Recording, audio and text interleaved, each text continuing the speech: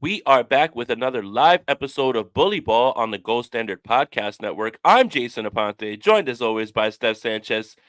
And Stephanie, let me ask you something. Thanksgiving's a time for reflecting, it's a time for food, it's a time for football, but it's also a time to dominate and destroy those bum ass Seattle Seahawks. Steph, how was your Thanksgiving? Oh man, it was great. For one, I'm glad that the game was the nighttime game because then I was able to enjoy my, morning. I was able to actually eat without like stressing a little too much. It was awesome, and to see the guys at the end of the game eating that turkey in that small ass table, even though it was a small table. It was awesome. I definitely stayed up late to watch that. I'm sure you did too, Jay. And I also liked, just a little sidebar that they brought out more than two players because in the past it's always just been two guys.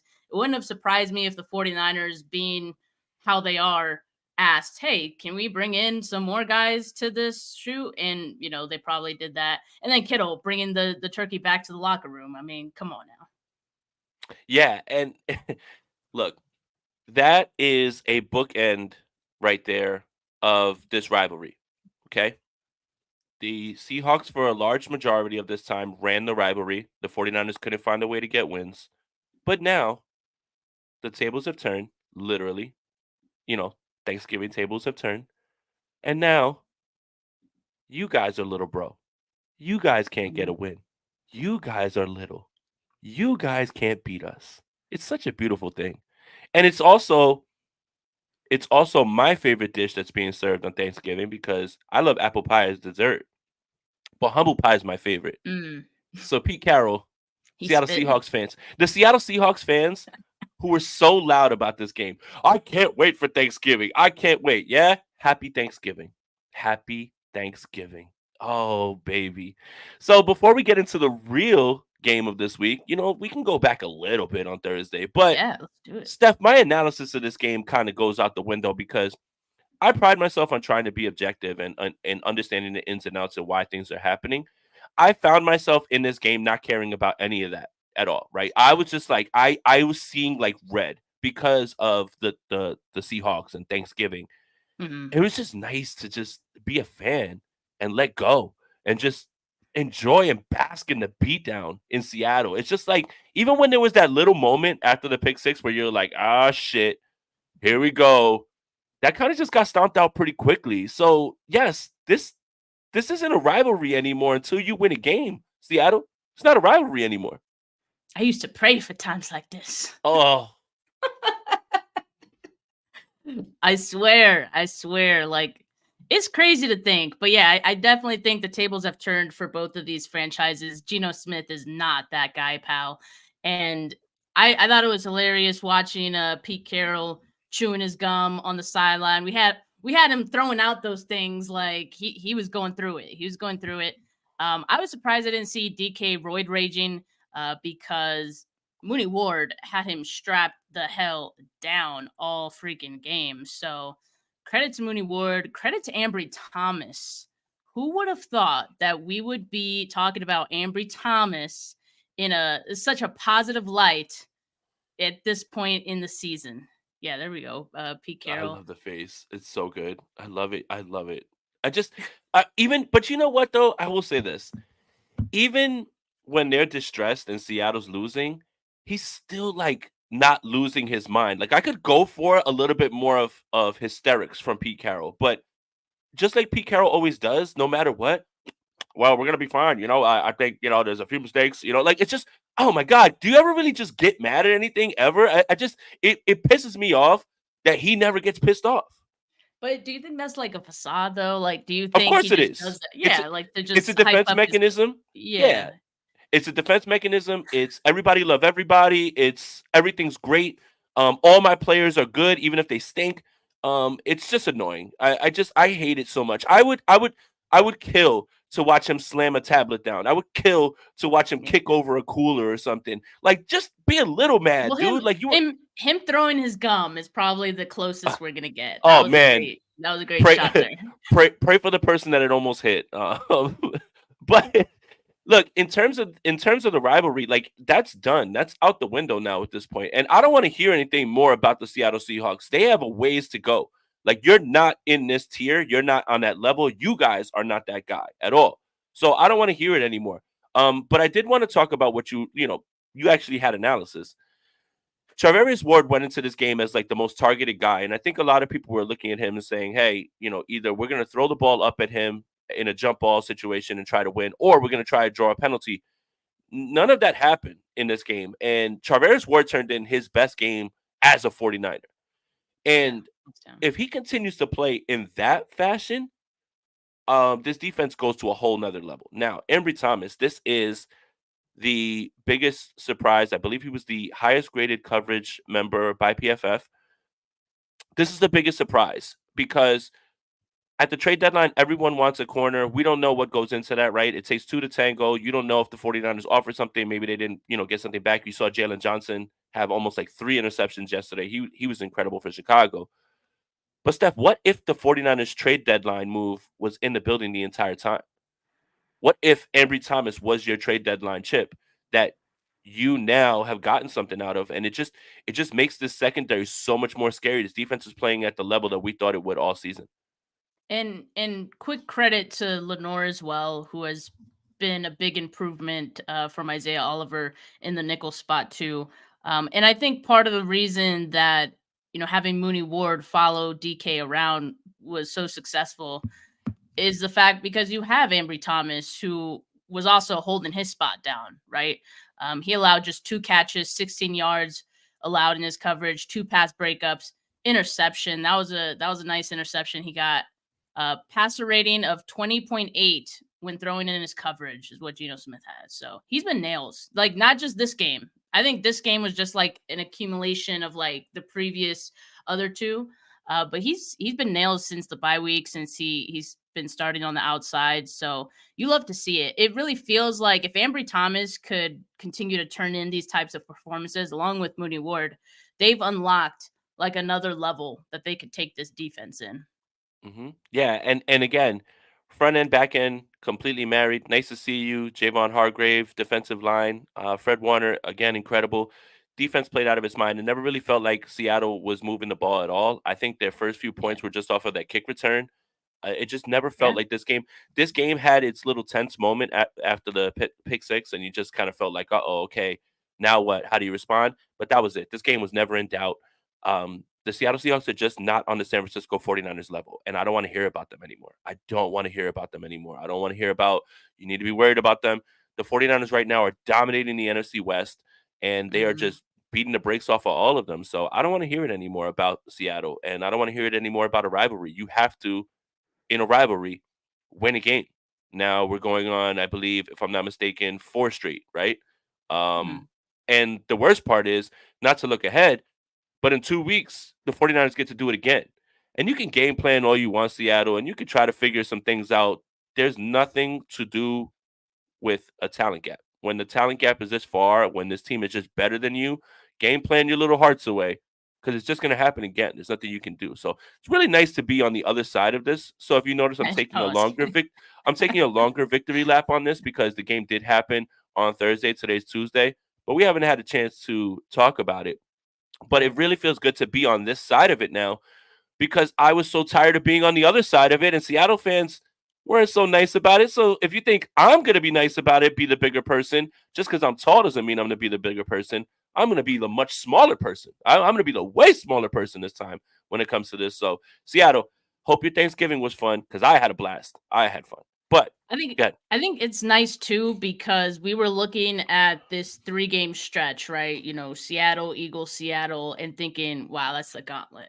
But Yeah. suddenly seeing how the 49ers performed against Seattle, it's a nice little test, I think, as far as just perseverance more than anything because you're playing in Seattle, you never really know what can happen. You can't let your guard down kind of thing. So in that sense it was a bit of a test, but as far as the talent, you mentioned the talent gap, that is definitely there. So suddenly like this stretch does not look scary. Like the only thing that the 49ers are focused on now is beating the Eagles, and it's really just a Seahawks sandwich there, and we're now in the meat of the quote unquote gauntlet, which is Hey, not yo. so scary.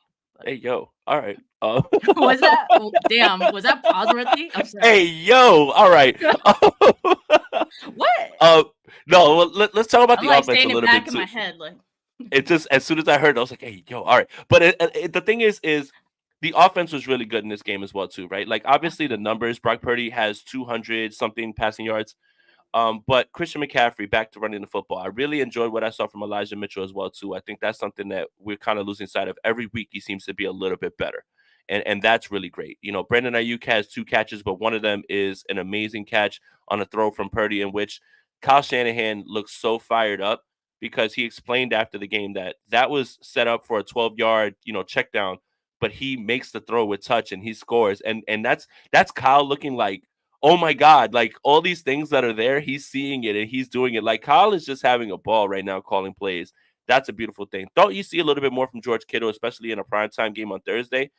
But Debo Samuel the engine of this offense, really, even though Christian McCaffrey's there? Like there's something about like when Debo plays that this offense just feels like it's different, even if he's not necessarily touching the ball a lot, Steph. It just feels like there's a little bit more juice when Debo's in the lineup.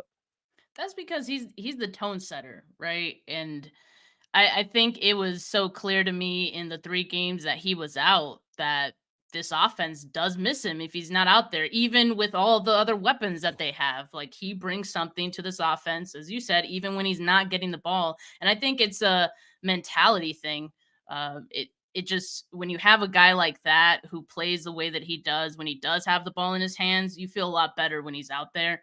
And so yeah, it was nice to see him get involved again.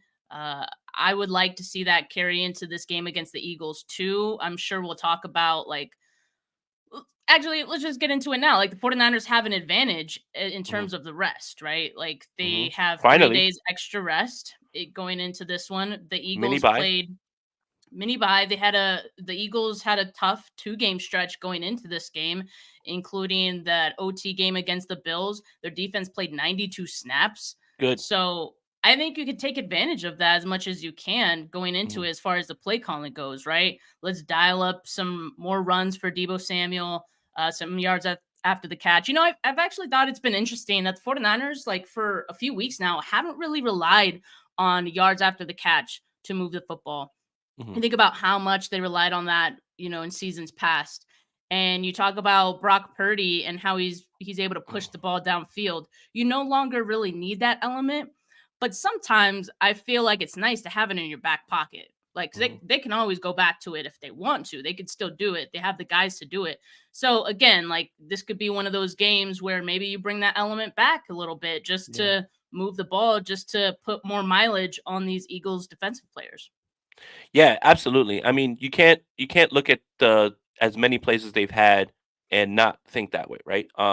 But for me, when you look at how the 49ers have 4 teams that they faced off of a bye this year, the least amount of rest, right? Like this mini bye is perfect right here in front of this game as well too, so they can get ready. I don't have any sympathy for the Philadelphia Eagles. Nobody was having sympathy for the 49ers when they had to go out there, on short rest or fly across the country, whatever. At least they get to stay home.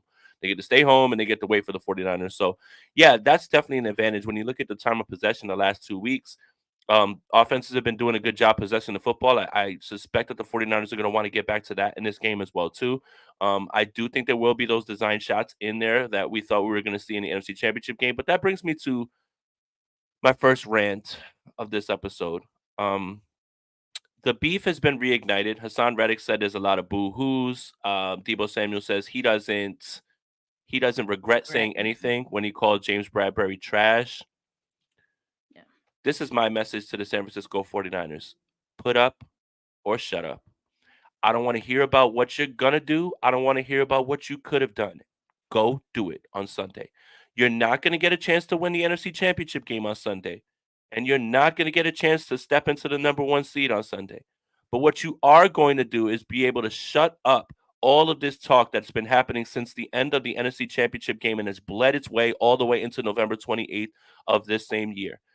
You hear Chauncey Gardner-Johnson, who doesn't even play for this team, who has problems with this team, right? Javon Hargrave's now on the other side. All the 49ers did during Super Bowl week when I was down there to talk about what they would have done. All I heard was what the Eagles said about, well, they're sore losers. Well, you know what? No more talking. Get it done. And if you don't get it done, I don't want to hear any excuses at all after this one. If you do not beat the Philadelphia Eagles, I don't want to hear an excuse about we could have did this. We could no, no, no, no, no, no, no, no. Sunday's your game. Get it done. Put up or shut up. I don't want to hear it anymore. No more talk. If the 49ers win, you don't get the NFC title game, but you let everybody know that if we need to come back here, we can do this again. So this is more than just a win in the standings for the 49ers. It's more, let's send a message that if we Yeah. do have to come back here, we're built to come in here and beat you. And also, we probably would have done this in the NFC Championship game. For me, just go ahead and handle business. No more talking. I don't want to hear it anymore. I don't want to hear any 49er from now until Sunday talk about that NFC Championship game. Talk about what you're going to do on Sunday. Yeah, it's a statement game, right? And they gotta stand on business on Oh, Sunday. I love that you threw that They in there. gotta stand on business. Standing And on I business. I think I I think when you hear Ayuk and Debo talk about the game, I think they talked to the media yesterday. You get the sense, right, that they're not trying to do any talking because they know, like, okay, we already did our talking after the NFC Championship game, and now we're gonna let the pads do the talking, right? So it's really how it has to be for both teams.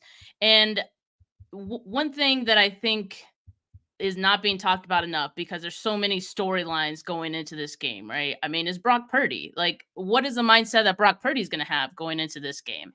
And if I know anything about Brock Purdy, which I don't know much, but I know how he acts on the field and all that, the swagger he has to him. I think he's going to go into this game with extra motivation, right? To prove that he could have won that game in the Hmm. NFC Championship. And so I think we're going to see a great performance. I think part of the improvements that we've seen in Brock Purdy's game has some to do with that play. Because I think he blames himself for Hassan Reddick getting to him because he thought just a second longer about letting that ball rip to Ayuk, right? Hmm. And so what have we seen this year from Brock Purdy? We've seen anticipation throws. We've seen him being even more decisive than he was last year, right? So I think we're going to see all of that in this game, maybe a little bit extra. I think Brock Purdy is going to come to play, and I think all of these playmakers as well, Debo, Ayuk, Kittle, even like all these guys, because they got something to prove. Yeah, 100%. And I'm fine with you being upset about what happened in the NFC title game. I'm just tired of the talk about a game that is over now. Even though this win isn't going to give you an NFC championship ring and send you to the Super Bowl, you still just have to let people know that if we need to come back here, we can, and this is what we would have done. So, rant number two, and then we'll get back to actual football. But I am tired of hearing about the goddamn Rocky statue. And I want to explain something to everybody real quick. In 2021, I went to Philadelphia to watch the 49ers play the Philadelphia Eagles, led by Jimmy Garoppolo after a win against the Detroit Lions, and 49er fans plastered Rocky with 49er stuff. Do we remember how that game ended?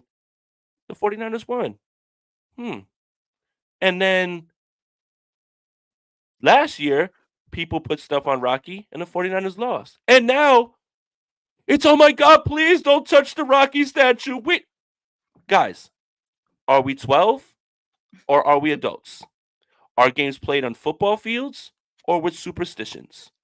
Please, I beg you to stop worrying about something as silly as a fictional boxer. I mean, it's dumb enough that Philadelphia cares about Rocky as if he's real. They don't even like Sylvester Stallone. They like Rocky. And yet, you cannot deface a fictional character because it somehow has something to do with NFL football. Guys, wake up call. Games are played on football fields. They are not played by fictional boxers and their statues. Do whatever you want, fan however you want, but just know that decision has nothing to do with the outcome that is going to happen on the field. It's not like the Eagles are like, they deface Rocky. All right, we're turning up to 12 now. Like that, let's get it. It it does not matter. I'm just the amount of people nervous about a fictional boxer statue is insane, man. Guys, I'm more worried about what are the Eagles going to do on offense, on defense, rather than did you put something on when you put something on Rocky. Like, they don't even care about Sylvester Stallone. Rocky's not real, guys. Come on. Sorry, I had to get that off my chest. Personally, I rock with fictional Kyle Shanahan than fictional Rocky, Oh yeah. but Fake Kyle Shanahan's my goat. yeah. I met him at the NFC Championship game in LA, man, and he's out there with the play sheet and everything. Oh man, but yeah, I mean, people even in the comments are like, "Man, that's bad karma. That's are you But was 12 it for?" bad karma when they did it in 2021 and won? I mean, I I just don't get it. How does it is which way does it work? When you did it in 2021, it worked and everybody didn't say anything. When it happened in 2022, that's the reason that Brock Purdy's elbow got torn to shreds. Like, which is it, guys? It's just there's no rationality towards this. There's no like the idea of bad karma is only if you believe in stuff like that. None of that has to do with what's going to happen on Sunday in the game. Come on. Like it's one thing if you're superstitious. Like I get it. Like, sometimes if the 49ers have won and a shirt that you keep wearing on Sunday, maybe you want to wear it the next time around. I get it. But like we're talking about a statue of a fictional character. Like it's not an actual person. Like, come on He didn't now. even win in the first Rocky. He lost. Yeah, so no, I'm not worried about it. I understand that people are superstitious and all that, but it's like Jay said, it's only becomes real if you believe in it. But Yeah. anyway, I have a rant of Rocky my own, defeated Jay. communism. Shout out Brett for that Shout out comment Brett and just Rubbeck. being awesome in general. Yep. Um I have a rant of my own, and because I come on here and I complain every once in a while. Look, I did want to point out that the 49ers did improve in a number of areas in week 12. And so now I'm looking for them to continue, that momentum and keep it rolling in week 13 against the Eagles. So third down efficiency improved a little bit. It went from in week 12, they converted 45% of their third downs compared to 36 in the previous 2 weeks. They also turned 75% of their red zone trips to touchdowns compared to 37 in weeks 11 and 10. So that's great, right? You want to see that to continue. Ideally, you'd want to see the third down conversions increase even more.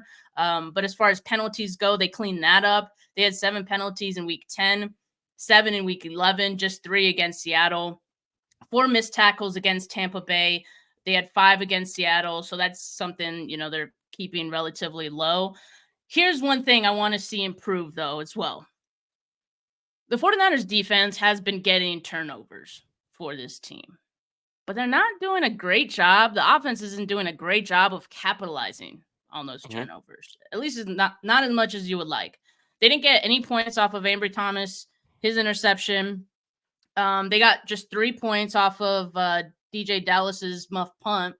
So I want to see more because those are big opportunities. And when you're playing a team as good as the Eagles and who are able to come back from behind, you just can't leave anything to chance. You can't leave any room for them to be able to come back in a game or anything like that. So I just think I want to see more from the offense. You know how like Kyle has, first 24, 25 Scripted plays of plays. the game.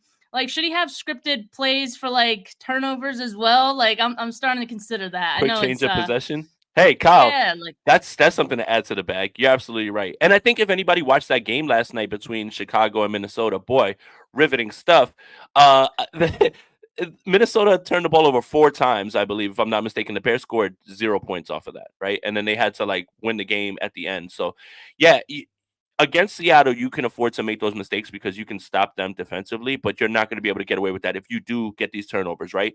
And right now, Jalen Hurts, who's the MVP candidate, he seems to be turning the ball over a lot. And mhm. in a road game that you need to have, you're gonna have to capitalize off that. Not 3 points, 7. You're gonna have to put 7 up. So for me, it's more about capitalizing on those things, like you said. And Eric Pruitt said, "Didn't y'all lose to Minnesota? Didn't y'all lose to Zach Wilson?" Just asking. Just asking. If we're doing that. So but with the 49ers offense, right, it's going to be about ball control and it's going to be about the thing that they were trying to do in the NFC Championship game that Kansas City was absolutely able to exploit, which is motion in the secondary. Motion in the secondary. Like You're moving guys around until the point where there's confusion. Nobody knows. That's why they were able to get those 2 wide open touchdowns. That's really what was going to open up the throw to Brandon Ayuk before he got injured. All that stuff is going to be there. So motion is going to be a big part of this game in terms of confusing the secondary, making Bradbury cover by himself, getting advantageous situations, and letting that thing rip. So it is going to be a lot about running the football, which Philly hasn't been exactly great stopping.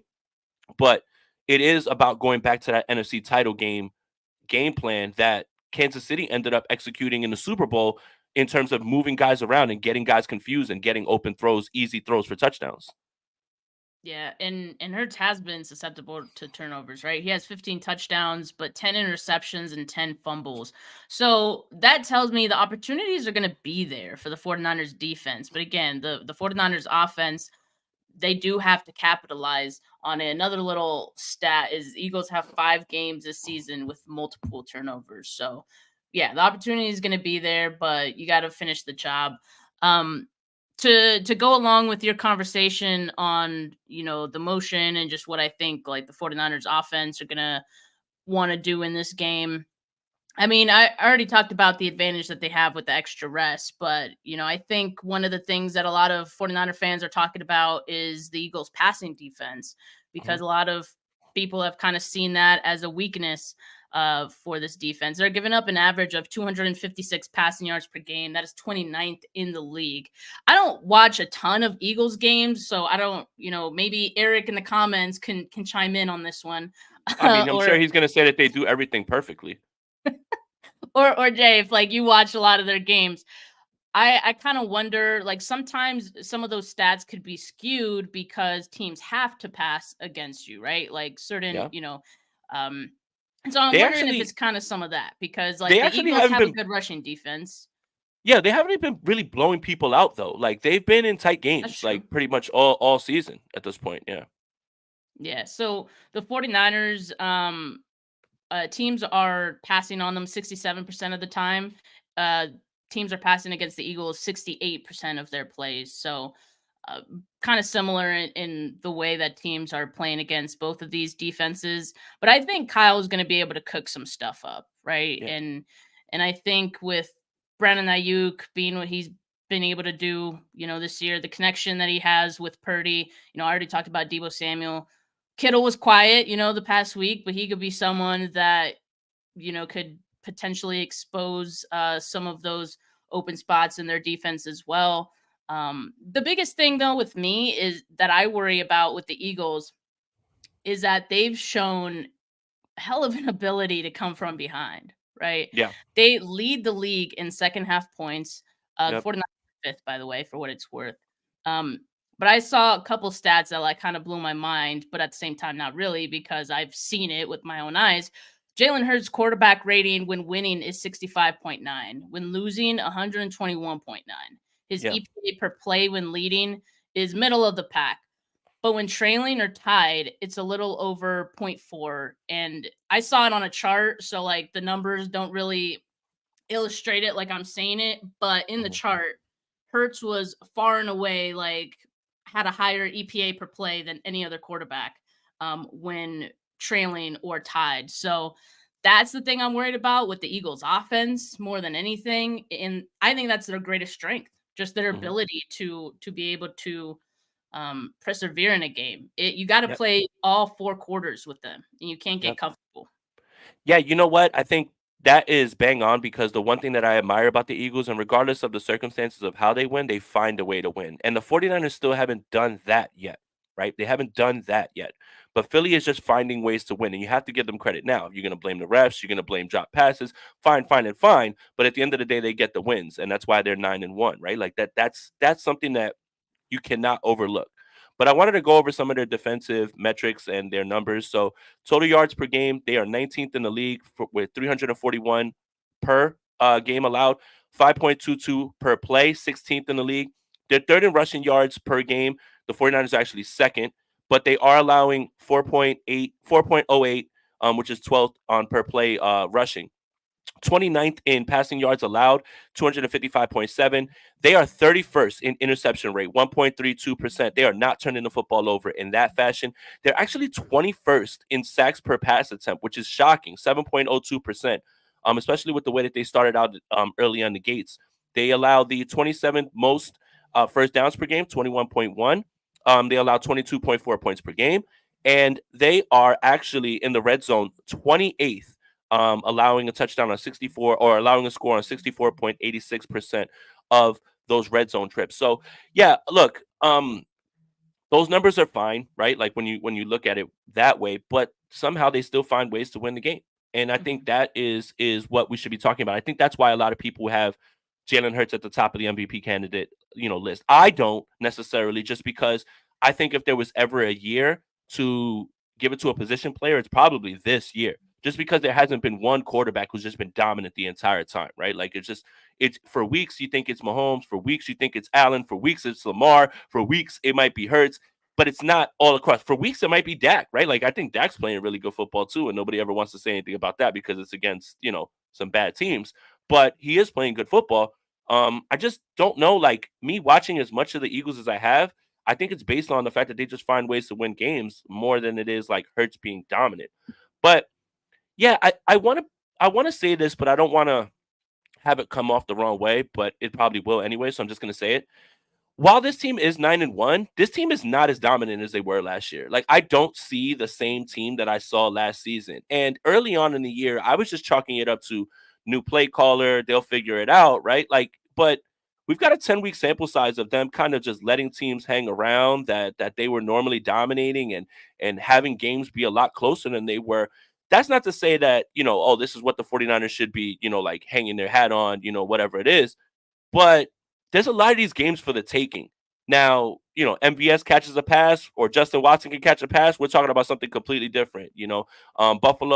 Buffalo has Gabe Davis turn in the right direction when he's running wide open for a touchdown. That game goes a little bit different, right? You can't count almost losses as like a loss, but this team is not the same as last year because last year they were straight up just dominating people, and it feels like almost every game they're in the thick of it all the way to the end. That's fair, but at the end of the day, like they're winning. Like if the shoe was on the other foot, we'd be like, I don't care how they win as long as they're winning, kind of thing. So, um, that's all that matters in the NFL. If you're getting wins, you're getting wins, right? It's not like the same as last season when we were watching like the Vikings like win against all those teams. We're like, they're frauds. We know they're frauds. And I don't think that's what you're saying, Jay. I'm just saying that it's like I still fear the Eagles just for that one fact that they seem very resilient. But I think there's a lot of things I think the 49ers do have the advantage in. It was crazy, right? Like I think the 49ers defense is better than the Eagles defense right now. Like if you're just looking at the past 3 weeks, and I know like it's a small sample size, right? But if you're just looking at the past 3 weeks for both of these teams, like I would say the 49ers defense have the advantage over the Eagles defense. They're still at the top in points allowed category. In the last 3 games, they're averaging 10 points allowed to their opponents. Eagles are allowing 24.7 in their last 3 games. That's same as the Seahawks defense, actually, who we just played and curb stomped, right? So and you mentioned like the sacks, and surprisingly, like their defensive line is not getting as many sacks as you would think because they got some dogs there. I think a lot Early of in the year them, they were. yeah, I think a lot of them like are built for like run defense mostly. Yes. Like, Jalen like Carter's a stud. I can't oh believe they yeah, just let them fall to him. I'm still pissed about it, but yeah, he's crazy. He's crazy. He's a freak athlete. And yeah, so the 49ers sack rate since week 10 is number 3 in the league at 15 sacks in that span. Compared to the Eagles, they rank 24th in that span. It's a small sample size. Okay, Mhm. fine. If you look at the full season, 49ers sack rate is 14th, Eagles 21st. So, and that's crazy because you think about all those games where the 49ers defensive line weren't even getting that many sacks, and yet they have a higher sack rate than the Eagles defensive line.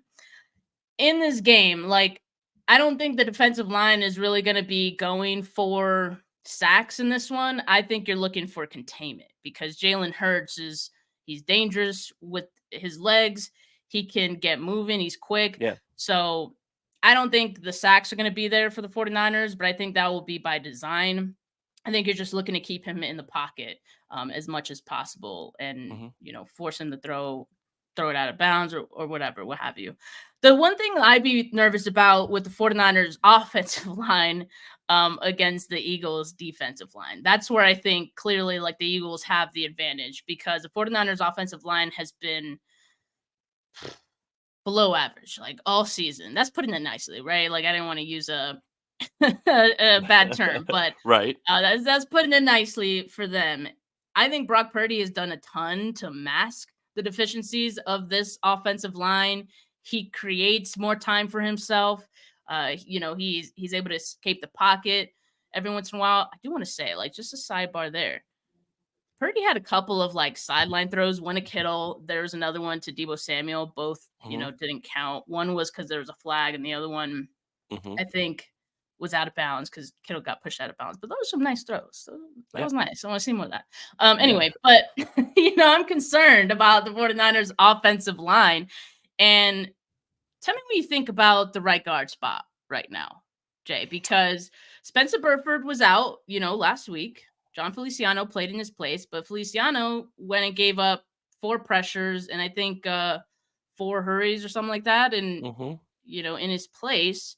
So not quite the performance like you would have thought to Hmm. like sway you to be like Feliciano's our starting right guard for the rest of the Hmm. season. Do you think they rotate those guys like they did Brunskill and Burford last season?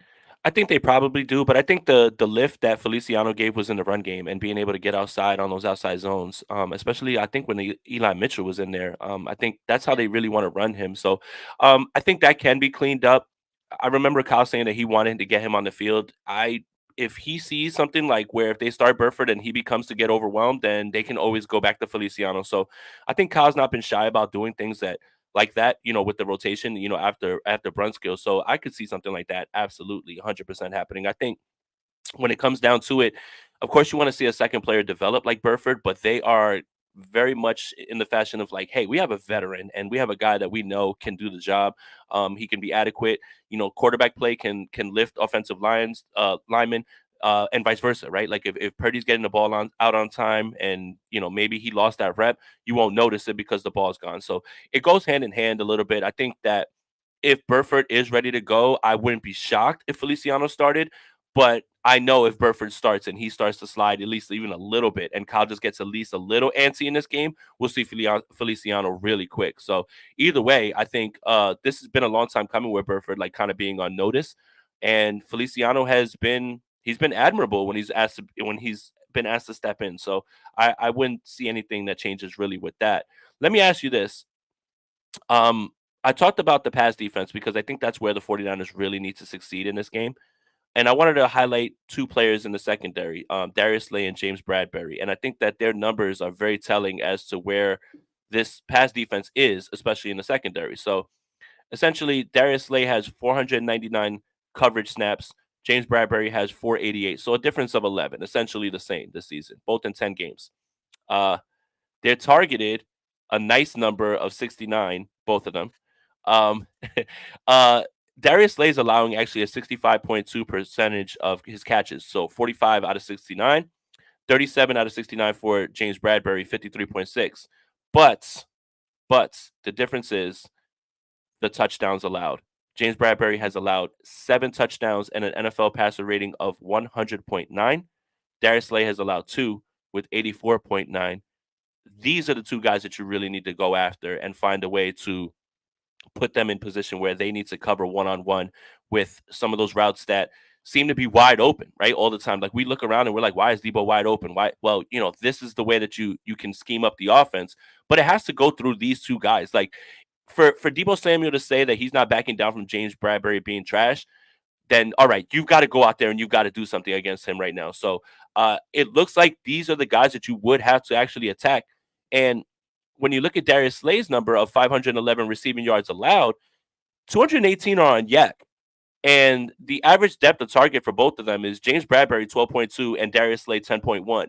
But I think it's quite obvious what you need to do on offense and who you need to attack. And I think that's where you go with it.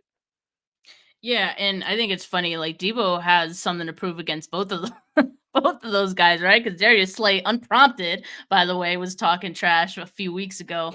So Debo is going to have it out for both of those guys.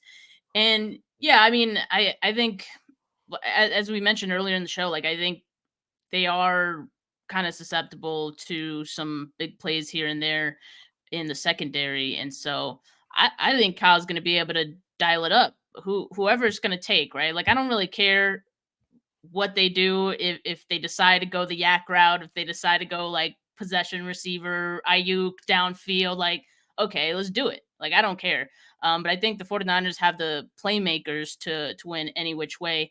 And Eric, our resident Eagle fan in the comments earlier said that Bradbury's is toast. So he's burnt toast out there. So He that's was coming from last an year. Eagles fan, He right? was So last year too. That kind of happened in the Super Bowl, and it was showing itself. And that's what the 49ers were about to do. So that's why, yeah, again, yeah. whatever it is that you were going to do in the NFC Championship game, do it. Like, I don't want to hear I mean, anymore about what you would have done. like, I don't think you can do it to a T because like it's a different defensive coordinator now. So I think some of those things will be different, but like a lot of those guys are the same players, right? So Yeah. you know what their weaknesses are. Kyle looked at them under a microscope, and I'm sure he has certain plays dialed up against certain hmm guys. So yeah, and also Christian McCaffrey was on his way, I think, to having a great game against the Eagles Uh, too. Like I don't you know, remember that run? Don't you remember that man. touchdown No, run? Like man. It just for gave a me just hope. yeah, just No, for a it gave small me second, hope. just for a small second, you were like, oh my god, is he gonna do this? Yeah, It gave me hope, that's a man. tough pill to Also, swallow because he's like running through every Eagle and he scores, and you're just like, oh, uh, like it's so close, like oh my god, like hey maybe, and then nah, it just falls apart. So yeah. also shout out all the Eagles. Thank you for the views. Thanks for the engagement. It Well, helps us out a ton. I well, I appreciate will it. say this. I will say this. I I'm the type of person who stand on business. One man army against 50. Stand- I want to know something real quick. If this doesn't go your team's way and you're in here talking crazy, are you going to be back? Are you going to be back on our stream saying, "Hey, good game. You got it." Or are you just going to disappear? 100 stand on business. Stand on it. Because if you don't show back up, you're telling me what the Philly fans are. So JD Davis, shout out to you. I hope your team wins, and I hope you show back up when they don't. So just make sure you stand on business. That's it. Because we have this all the time. Cowboys fans come in here and they're talking crazy. I think the Cowboys fans kind of learned their lesson about talking to us, though. But they don't show up after the game. They don't show back up. Rams fans talk crazy. They don't show back up after the game. I'm here for the banter. But if you're gonna dish it, be able to take it and come right back. Make sure you take in all the 49ers content once the 49ers get it done. Yeah, by the way, I'm predicting a 49ers victory. I mean, I wouldn't be allowed to probably do this podcast if I don't. But stand on business and come back. Because if you don't show back up, you telling me what the Eagles fans are. You like talking when you're up. You like talking before things happen, but you won't come back and face it. So don't be like a Cowboys fan. Don't be like a Rams fan. Don't be like a Seahawks fan. Stand on business. Stand on business. And JD Davis, I stood right up in front of this camera after the 49ers lost that game. Yeah, he acting And like I we said, did. congratulations to the Eagles, and I made no excuses. You must not know me, but one man army against 50. I'm standing on business. Don't play with me. You don't know me, bro. You guys see you guys in the I don't comments understand. making People just be they're talking making the crazy like they don't jersey. know us. Yeah, They, they're making the jersey and the Drew they scheme don't. come out of Jay. They don't know, but they don't know us. Like, regardless of what happens in this game, we still have a job to do. We still have to get up in front. Like, it's not like we can just say, "All right, post game show canceled," or "I'm not doing nothing all week." Dude, can you Like, imagine like someone yeah, cancels their post game if the yeah, team like is just I'm canceling the post game because a bunch of random internet strangers are get out of here, man. I gotta stand up, gotta stand right up, and I gotta talk about it. Like, so I'm worried about nothing. Like I said, I'm gonna be here. Will you?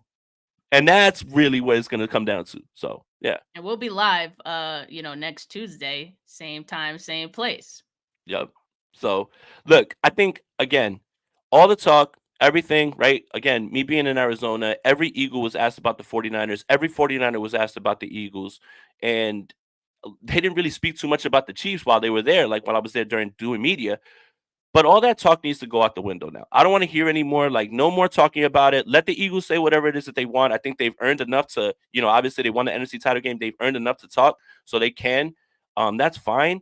But if you're the 49ers, just go out there, put up or shut up. That's it. No more talking. I don't want to hear anything more about what happened last year. I don't want to hear anything more about what you're going to do. Just go out there and do it. And right now, the team is as healthy as it gets. Aaron Banks is back as well too. That's a great sign. Like, that's something that I didn't really see coming. You have all your offensive weapons. There's no excuse now. There's no excuse. So it's time for the talk. We can talk because we're not playing, but it's time for the talk from the team to kind of just stop and just go ahead and just get it done. Then after you get it done, then you can go back to talking. Yeah, and shout out PNB Jeff. He said, as an Eagles fan, we want Brock Yeah, to play all four and quarters this Sunday. No excuses from both sides. and Yeah, I want Lane Johnson to play. I want Lane Johnson to be good. I hope he drank his soup. I hope he's good. I do not want to see him miss this game. Absolutely. I feel the same exact way. If Lane Johnson had to take off against Buffalo to be ready for this 49ers game, I love that. I love that. I want Lane Johnson to play. Dallas Goddard kind of pushing to I play hope too. Dallas Goddard So, comes back too. yeah, yeah. Is that it? We're like, Is that yeah, it? Is that it? yeah, man. Look, I I'm mean, really happy about this game. This is realistically going to be the most watched game of the year, even though it's not national television. All eyes on Sunday will be on this game. Even people who don't get this game in their area, they will find a way to watch this game. This is the most anticipated game, I think, of the year. Regardless of the Eagles and Kansas City meeting up for the Super Bowl, it's always been this because of the way that game ended. And I'll stand on this as well too. Sure, Brock Purdy not being there is a shame because the 49ers didn't get an opportunity, but America was robbed of an incredible game between the two best teams of Philadelphia and San Francisco when that didn't happen. So I think, again, that's why this game always has had the most intrigue because people want to know what would have happened, right? Like, and again, the 49ers don't win the NFC Championship game by winning this game on Sunday. But what you do let them know is if we got to come back here, we have precedent that we can do this again, and we can do it. So this is the one. This has always been the game, right? Like, you look at Dallas, you look at all these other ones, right? This has always been the one, and everybody's been having it really like circled. So, yeah, look, wait. for this is it. I cannot wait. This is the game that we've been waiting for all year. Um, that's a perfect place to end it, guys. Thank you guys for tuning in early on in Cali time, about 8:48 Pacific time. It's not even noon here on the East Coast, but make sure that you guys are subscribed to the Gold Standard Podcast Network wherever you get your podcasts. Make sure you're subscribed to the Gold Standard YouTube channel. Make sure you like this video. Subscribe to Steph's channel, Steph 49K, mine, Jason Aponte, on YouTube as well. Shameless plugs. Make sure you go to goldstandardniners.com. A lot of info there, a lot of articles there as well too. And as always, enjoy your week. And this is an exciting week, man. It's two banner teams, and I think for me, the two best teams in the NFL that'll be going at it on Sunday. I don't think you Mhm. could ask for anything more than that. Yeah, I agree. It's going to be a battle. It's going to be a statement game, I think, for either team. And so I think both teams are going to bring their best. And that's all you can ask for as a 49, as not just a 49ers fan, as an NFL fan, right? I Yep. think a lot of people who aren't 49ers and Eagles fans going to enjoy this one too. So hoping for the best. Let's go. Yep, absolutely. So for Steph, for Jay, we're out here. Peace.